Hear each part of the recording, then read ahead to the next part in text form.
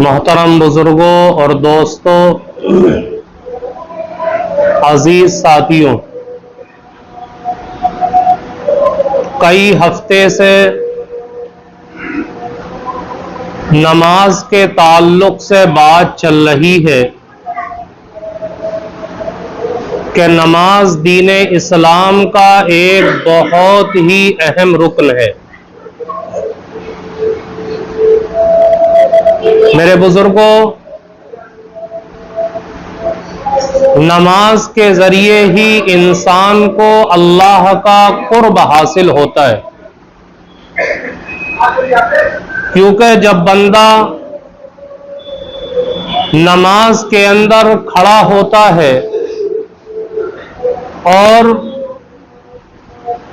अपनी पेशानी को अल्लाह के सामने झुकाता है तो अल्लाह रब्बुल इज्जत उस बंदे के उस वक्त सबसे ज्यादा करीब होता है। और याद रखें कि अल्लाह के कुर्ब का मिल जाना ये बहुत बड़ी नेमत है। अल्लाह रब्बुल इज्जत ने इंसान के ऊपर लातादाद नेमतें नाजिल की, लेकिन उन तमाम नेमतों के अंदर दो नेमतें इम्तियाजी शान रखती हैं। एक तो ईमान की नेमत और दूसरे अल्लाह के कुर्ब की नेमत।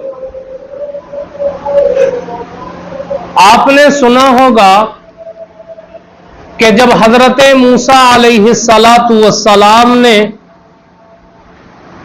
लोगों को अल्लाह के दीन की तरफ बुलाया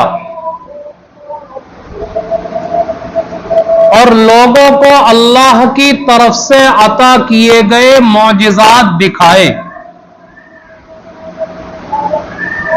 तो फिरौन ने बहुत सारे जादूगरों को जमा किया हजरत मूसा अलैहिस्सलातु वस्सलाम के मुकाबले के लिए।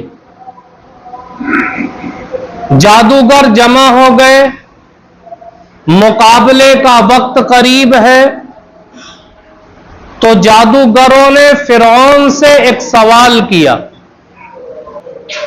ये बताइए अगर हम हजरत मूसा अलैहिस्सलाम से जीत जाते हैं, हमको कामयाबी मिलती है, तो आपकी तरफ से हमें इनाम क्या मिलेगा? तो फिरऔन ने बयान किया, इन्नकुम इज़ल लमिनल मुक़र्रबीन, अगर तुम मूसा अलैहिस्सलाम से जीत गए, तुम्हें कामयाबी मिली, तो तुम्हें मेरी तरफ से इनाम यह मिलेगा कि मैं तुम्हें अपना मुकर्रब बना लूंगा। फिरऔन ने यह नहीं कहा कि तुम्हें इतने खजाने दूंगा, इतना रुपया पैसा दूंगा, इतने हीरे जवाहरात दूंगा। क्या कहता है, अगर तुम्हें कामयाबी मिली और तुम हजरत मूसा अलैहिस्सलाम से जीत गए, तो तुम्हें इनाम के तौर पर मैं अपना मुकर्रब बना लूंगा। जिससे पता क्या चला कि कुर्ब का हासिल होना यह बहुत बड़ी चीज है। जब बंदा नमाज के अंदर अल्लाह के सामने पेशानी रखता है तो अल्लाह रब्बुल इज्जत से सबसे ज्यादा करीब होता है और अल्लाह से राजो नियाज की बातें करता है। एक रिवायत के अंदर खुद अल्लाह के नबी अलैहिस्सलातु वस्सलाम फरमाते कि जब बंदा फराइज को अदा करता है तो अल्लाह का कुर्ब उसको हासिल होता है, और फराइज के बाद जब नवाफिल की अदायगी करता है तो वो अल्लाह से और ज्यादा करीब होता चला जाता है। इसलिए मेरे बुजुर्गों, जब नमाज यह अल्लाह के कुर्ब के हासिल होने का बेहतरीन जरिया है। तो हम अपनी जिंदगी के अंदर नमाज से दूरी इख्तियार ना करें, और फिर जब बंदा अल्लाह की इबादत करता है तो अल्लाह का कुर्ब हासिल होता है, अल्लाह के नजदीक महबूब बन जाता है, और अल्लाह की इतनी मोहब्बत उसके लिए बढ़ती है कि उस रिवायत के अंदर फरमाया कि मैं अपने बंदे का कान बन जाता हूं। गोया कि वो सुनता है तो मेरे कान से सुनता है। मैं बंदे का हाथ बन जाता हूं, मैं बंदे की जबान बन जाता हूं, मैं बंदे का पैर बन जाता हूं। यानी हर कदम के ऊपर अल्लाह की निगरानी, अल्लाह की सरपरस्ती, अल्लाह रब्बुल इज्जत की मदद उसके लिए शामिल हाल रहती। और कैसे मदद होती है, आपको एक दो वाकया सुनाता हूं। एक वाकया लिखा है किसी बूढ़ी औरत का, बड़ी नेक थी, अल्लाह की इबादत गुजार थी, एक झोपड़ी के अंदर रहा करती थी। अब इत्तेफाक ऐसा हुआ कि बादशाह ने अपने महल की तामीर शुरू की, तो उसकी झोपड़ी भी महल के करीब आ रही थी। बादशाह के सिपाहियों ने उस बूढ़ी औरत से कहा कि अम्मा आप अपनी झोपड़ी यहां से हटा लीजिए, बादशाह का हुक्म है। तो बूढ़ी औरत ने कहा कि नहीं, ये मेरी जगह है, मैं एक लंबे जमाने से इस जगह रहती चली आई हूं, और इसी झोपड़ी के अंदर मैंने अपनी जिंदगी गुजार दी, तो मेरी जिंदगी के जो बाकी अय्याम हैं, मैं उन अय्याम को भी इसी झोपड़ी के अंदर गुजारना चाहती हूं, लिहाजा मुझे कोई डिस्टर्ब ना करे। सिपाहियों ने आकर के बादशाह से बताया कि वो बूढ़ी औरत तो अपनी झोपड़ी हटाने के लिए तैयार नहीं। बादशाह ने कहा कि उससे पूछने की जरूरत ही क्या है, जैसे ही मौका मिले, मौका देख करके उस झोपड़ी को वहां से हटा दो। चुनांचे एक दिन ऐसा आया कि उस बूढ़ी औरत के रिश्तेदारों के अंदर कोई तकरीब थी। अब वो बूढ़ी औरत उस तकरीब के अंदर चली गई। बादशाह के सिपाहियों ने देखा कि बूढ़ी औरत तो कहीं चली गई, तो झोपड़ी को वहां से उठा करके फेंक दिया और बादशाह का महल तामीर कर दिया। अब बूढ़ी औरत को आने में तकरीबन 1 महीना लग गया। पहले चूंकि सफर की ये सहूलियात नहीं थी, गई तो रिश्तेदारों ने रोक लिया कि अकेली हो, क्या करोगी, यही रहो। 1 महीना गुजरने के बाद जब बूढ़ी औरत अपने घर आई तो देखा कि उस जगह के ऊपर कोई झोपड़ी नहीं। लोगों से मालूम करने लगी कि यहां मेरी झोपड़ी थी, उसका क्या हुआ। लोगों ने बताया कि बादशाह ने तुम्हारी झोपड़ी को उठाकर फेंक दिया और अपना महल खड़ा कर दिया। तुम्हारे जाने का बादशाह ने फायदा उठाया। उसके सिपाहियों ने देखा कि तुम यहां नहीं हो, तो उन्होंने मौका पाकर के झोपड़ी को हटा दिया। जब यह बात उस बूढ़ी औरत ने सुनी तो आसमान की तरफ नजर उठा करके देखा और नजर उठा करके कहने लगी, मेरे अल्लाह, अगर मैं यहां नहीं थी तो तू तो यहां था, तू तो यहां था। इतना कहकर के बादशाह के महल की तरफ उंगली से इस तरह इशारा किया। किताबों के अंदर लिखा है कि ऐसे इशारा करना था कि सारा का सारा महल जमी बोस हो गया। बादशाह के महल की छत गिर गई। मेरे बुजुर्गों, इस वाक़े को पढ़कर और उस हदीस को पढ़कर के यह बात समझ में आती है कि वाकई जब इंसान अल्लाह की इबादत करता है, अल्लाह का कुर्ब उसको हासिल होता है और अल्लाह की मोहब्बत बढ़ती है, तो फिर अल्लाह उस बंदे का हाथ बन जाता है, उसकी आंख बन जाता है, उसकी जबान बन जाता है। तो हम अल्लाह रब्बुल इज्जत की इबादत करें। जब हम अपने आप को नेक बनाएंगे, इबादत करेंगे, तो अल्लाह रब्बुल इज्जत हमारे लिए हर मुश्किल से रास्ता निकाल देगा और आसानी के रास्ते पैदा कर देगा। अल्लाह रब्बुल इज्जत की इबादत करेंगे तो अल्लाह इज्जत के नक्शे दिखाएगा और जिल्लत से हमें निकाल करके बाहर खड़ा कर देगा। अगर इंसान के ऊपर रिस्क की तंगी है, लेकिन इंसान अल्लाह का करीबी है, नेक है, तो अल्लाह रिस्क की तंगी को कैसे दूर करता है, इंसान की अकल हैरान रह जाती है। एक बुजुर्ग गुजरे हैं, सिलसिला नक्शबंदिया के ख्वाजा अब्दुल मालिक कुरैशी रहमतुल्लाह अलैह, बड़े दर्जे के बुजुर्ग थे। वो अपना वाकया मस्जिद के अंदर सुनाते और लोगों से कहते हैं कि लोगों, मैं मस्जिद के अंदर खड़े होकर बावजू एक वाकया अपना सुनाता हूं, जिस वाकये के अंदर जर्रा बराबर कोई झूठ नहीं, कोई शक नहीं। लोगों ने कहा कि जरूर सुनाइए। तो हजरत ख्वाजा अब्दुल मालिक कुरैशी रहमतुल्लाह अलैह कहते हैं कि जब मैंने गुनाहों का रास्ता छोड़ा, नेकी के रास्ते पर आया और अपने हजरत से बैठ हुआ और मेरे हजरत ने इजाजत और खिलाफत अता कर दी, तो कहते हैं कि मेरे पास खाने की तंगी थी, वसाइल नहीं थे, घर वालों ने शादी भी करा दी और ज्यादा तंग हालात हो गए।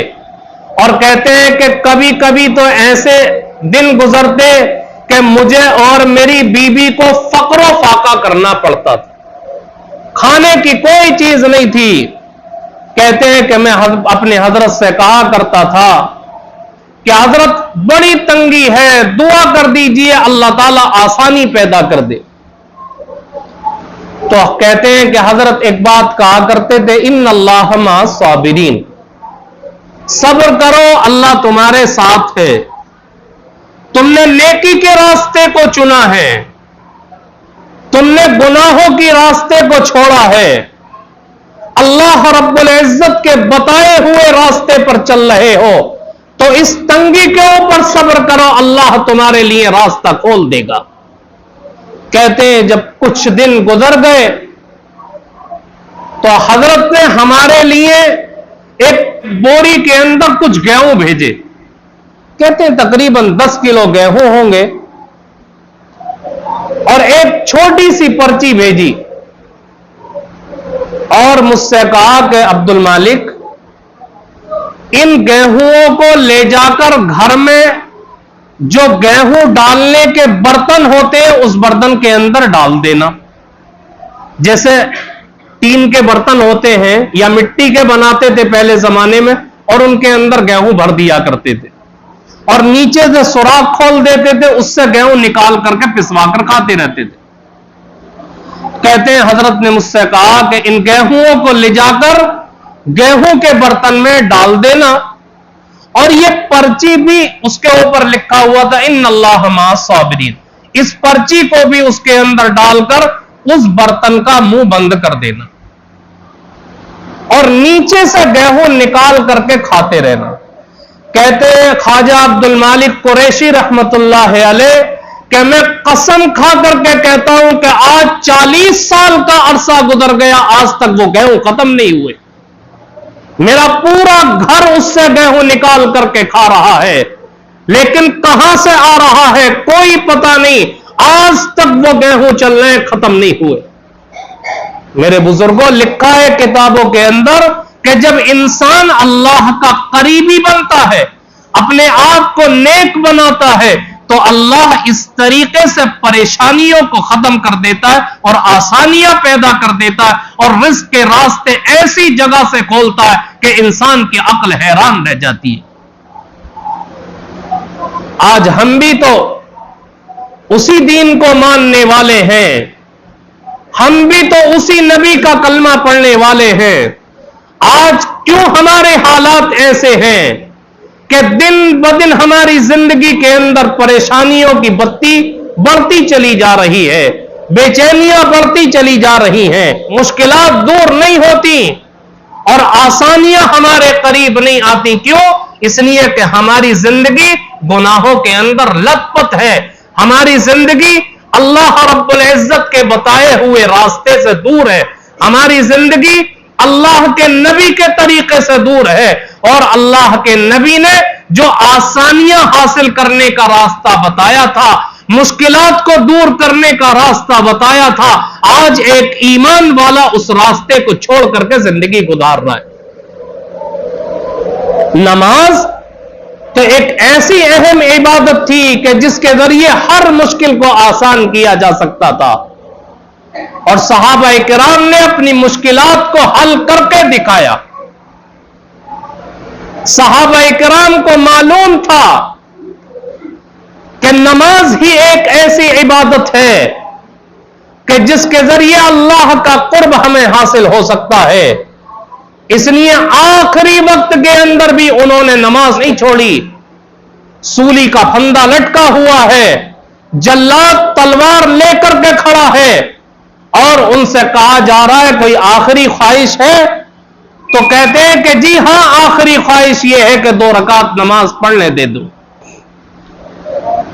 हजरत जुबैर इब्ने मुतइम रज़ी अल्लाह तआला अन्हु, हज्जाज इब्ने यूसुफ ने फैसला कर लिया था कि इनको फांसी दी जाएगी।